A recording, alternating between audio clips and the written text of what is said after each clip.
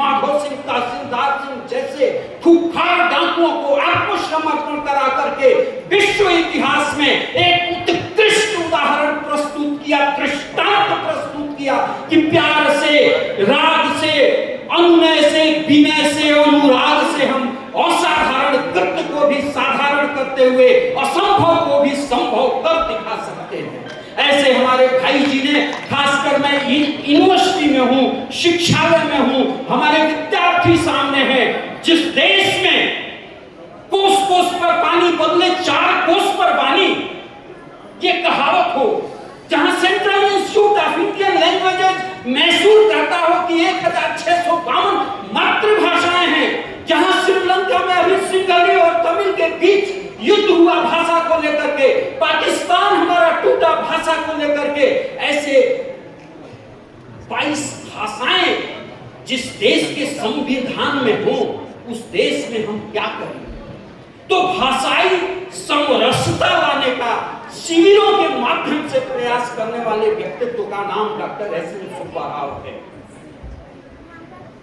पतन के कारण, किसी भी समाज के पतन के कारण दोनों सक्रिय दुर्जन और निष्क्रिय सज्जन, तो सज्जनों को सक्रिय बनाने का सबसे उचित माध्यम शिविर होता है।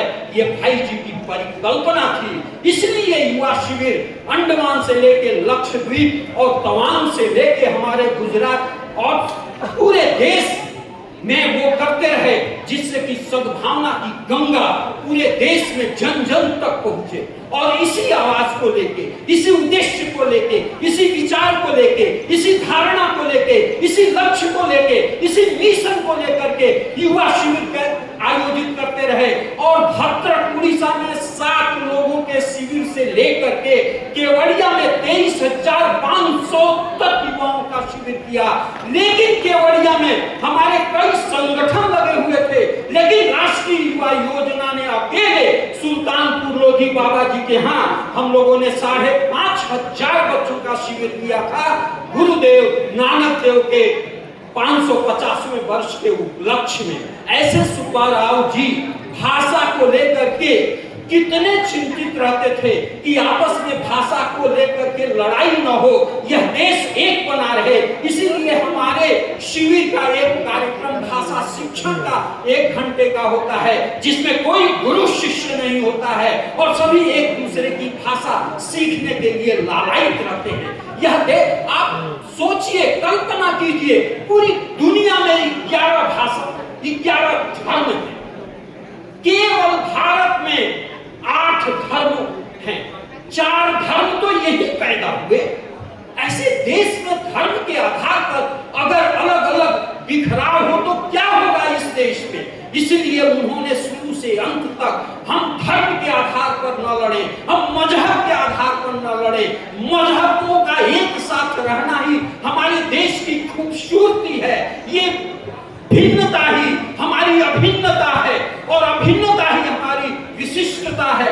इस बात को लेकर के उन्होंने 1993 से लेके 94-95 तक भारत सरकार द्वारा दिए गए सद्भावना रेल यात्रा को पूरे देश में फैलाते हुए एक ही नारा, एक ही पैगाम, एक ही मुद्रा वाक्य, एक ही घोष किया था कि मंदिर मस्जिद गिरजाघर ने बांट लिया भगवान को, धरती बांटी सागर बांटा, मत बांटो इंसान को, मत बांटो इंसान को। ये भाव लेकर के, ये विचार लेकर के सुब्बा राव जी चलते रहे और शायद इसीलिए उन्होंने एनएसएस की स्थापना की यूनिवर्सिटी में कि बच्चों को एक सामाजिक सेवा करने का प्लेटफॉर्म मिले। लेकिन 1972 और 76 में समर्पण के पूर्व, जब महात्मा गांधी के 100वें वर्षगांठ के अवसर पर, 100 साल के अवसर पर गांधी रेल शताब्दी यात्रा चली और उसके वो निदेशक थे, एक बड़ी गाड़ी, एक बड़ी लाइन से और एक छोटी लाइन से, तो जो मानधन मिला वो कहां खर्च किया जाए, उसको उन्होंने महात्मा गांधी सेवा आश्रम जौरा मुरैना मध्य प्रदेश में स्थापित करके किया और वहीं 1970 में राष्ट्रीय युवा योजना की स्थापना किया। ये उन बच्चों के लिए है जो यूनिवर्सिटी में नहीं जा सकते, जो कॉलेज में नहीं जा सकते, जो इससे इतर हैं, जो गांव के हैं, जो शिक्षा लेने से मरहूम हो गए हैं, उनको भी सामाजिक सेवा का एक मौका मिलना चाहिए। ये मौका देने के लिए ही राष्ट्रीय युवा योजना की स्थापना की गई थी और राष्ट्रीय युवा योजना के बैनर तले ही आज हम यहाँ 24 राज्य और एक देश, मैत्री देश नेपाल के साथ इकट्ठे हुए हैं। तो मैं अभी संजय को बता रहा था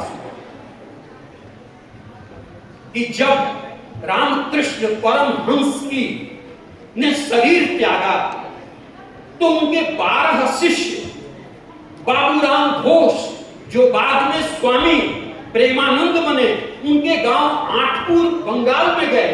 उनकी माता ने खूब सेवा की, लेकिन शाम को ऐसे ही परिवेश कुछ रहा होगा सुंदर सा, वो 12 शिष्य बैठे धुनी रमा करके और एकाएक आंखें बंद हो गई स्वामी विवेकानंद की। जब आंखें खुली तो उन्होंने अपने मित्रों को ईसा मसीह का इतिहास बताना शुरू किया और उन्होंने कहा कि सेंट पॉल ने जैसे विभिन्न तरह की कठिनाइयां, उलझने, रुकावटें और बाधाएं झेलते हुए ईसा मसीह के विचारों को पूरे दुनिया में फैलाया, क्या हम ठाकुर के विचारों को पूरे देश में नहीं फैला सकते?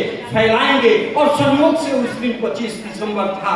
उसी क्रम में मैं कहना चाहता हूं कि रामकृष्ण परमहंस विवेकानंद के अनुयायी रहे भाई जी ने, जो गुरु नानक देव जी के उदासियों का अनुसरण करते हुए पूरी दुनिया में धार्मिक सहिष्णुता का संदेश देते हुए चलते रहे, क्या हम उनके जाने के बाद 2021 27 अक्टूबर को शरीर त्यागा, हम उनके विचारों को, हम उनके आदर्श को, हम उनके सिद्धांत को पूरी दुनिया में नहीं फैला सकते हैं क्या? ये युवा भारत के सामने चुनौती है और युवा भारत ने इस चुनौती को स्वीकार किया है कि चाहे जो कोई कठिनाई आ जाए, हम भाई जी के विचारों को जन जन तक पहुंचाएंगे। जब तोड़ दाग सुने केवल ना से तभी एकला चलो रे, जब कहम पथे जापार काले तू रक्त माखा चरण तले तभी एकला चलो रे। अरे कंठ का किरण मार्ग हो, प्रतिकूल परिस्थितियां हो, चलते चलते तुम्हारे लहू लुहान हो जाए पैर, तब भी अगर नेक इरादे हो चलते रहोगे तो सफलता तुम्हें अवश्य चूमेगी। ऐसे विचार देने वाले भाई जी को मैं कहता हूं कि हिमालय की ऊंचाई से भी नीचे से, प्रशांत की गहराई से भी उनका विचार गहरा था। सूर्य की प्रखरता जिनमें थी, चांद की शीतलता जहां थी। और मैं अभी अभी बच्चों को बताया कि रविंद्रनाथ टैगोर ने कहा था, यदि भारत को जानना चाहते हो तो स्वामी विवेकानंद को पढ़ो।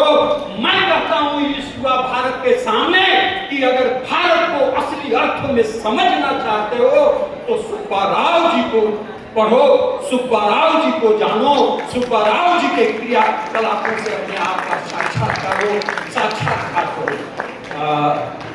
मंच पर बड़े बड़े विभूतियां मौजूद हैं और भाई जी पर बोलना मेरे लिए शब्दों का संजाल नहीं होता है।